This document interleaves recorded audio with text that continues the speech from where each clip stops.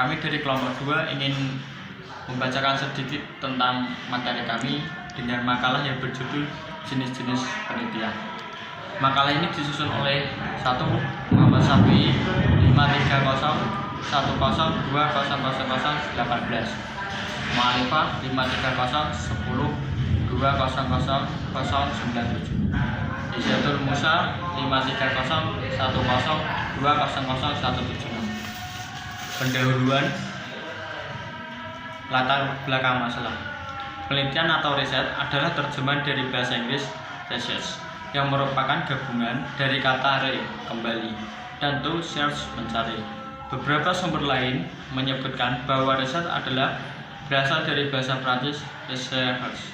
Intinya, hakikat penelitian adalah mencari kembali. Definisi tentang penelitian yang muncul sekarang ini bermacam-macam. Salah satu yang cukup terkenal adalah menurut Western Neurological Dictionary yang mengatakan bahwa penelitian adalah penyelidikan atau pemeriksaan bersungguh-sungguh, khususnya investigasi atau eksperimen yang bertujuan menemukan dan menafsirkan kata, fakta, revisi, atau teori atau dalil yang telah diterima.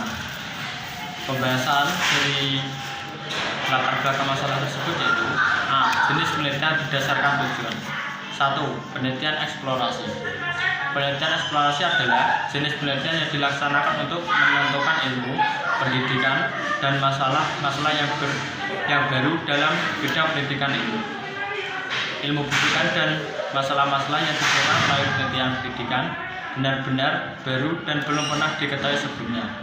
2. Penelitian pengembangan. Penelitian ini adalah jenis penelitian yang dilaksanakan untuk mengembangkan ilmu pendidikan yang telah ada. Penelitian dilakukan untuk mengembangkan, memperdalam, atau memperluas ilmu pendidikan yang telah ada.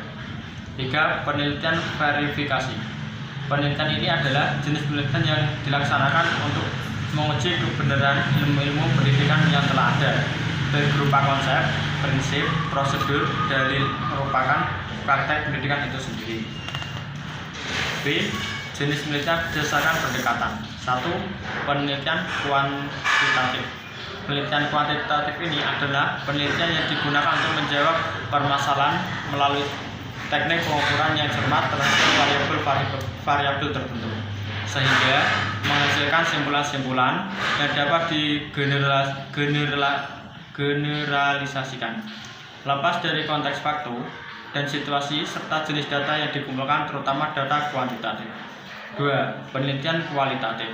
Penelitian kualitatif ini adalah penelitian untuk menjawab permasalahan yang memerlukan pemahaman secara mendalam dalam konteks waktu dan situasi yang bersangkutan.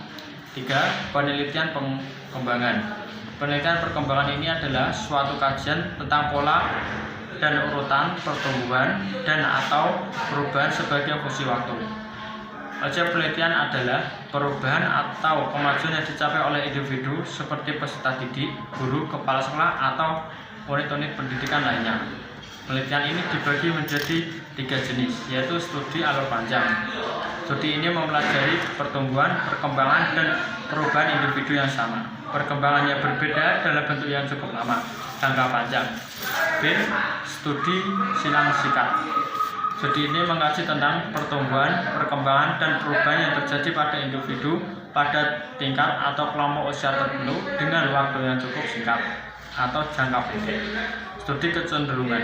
Studi ini bertujuan untuk menentukan bentuk perubahan di masa lampau agar dapat memprediksi bentuk perubahan di masa datang. Fungsi studi ini adalah memprediksi kecenderungan yang akan terjadi pada masa yang akan datang. Kelima, penelitian ex post facto. Penelitian ex post facto atau after the fact merupakan penelitian yang dilakukan terhadap suatu kejadian yang telah berlangsung. Jenis penelitian ini disebut juga sebagai retrospective study karena menelusuri kembali terhadap suatu peristiwa dan kemudian menelusuri ke belakang untuk menyelidiki faktor-faktor yang dapat menimbulkan kejadian tersebut. Penelitian ini dilakukan sesudah perbedaan dalam variabel bebas terjadi karena perkembangan suatu kejadian secara alami. Penelitian ini merupakan penelitian yang variabel bebasnya telah terjadi, perlakuan atau tidak dilakukan pada saat penelitian berlangsung. Dalam beberapa hal, Penelitian ex post facto dapat dianggap sebagai kebalikan dari penelitian eksperimen atau sebagai pengganti dari pengambilan dua kelompok yang sama, kemudian diberi perlakuan yang berbeda berdasarkan metode.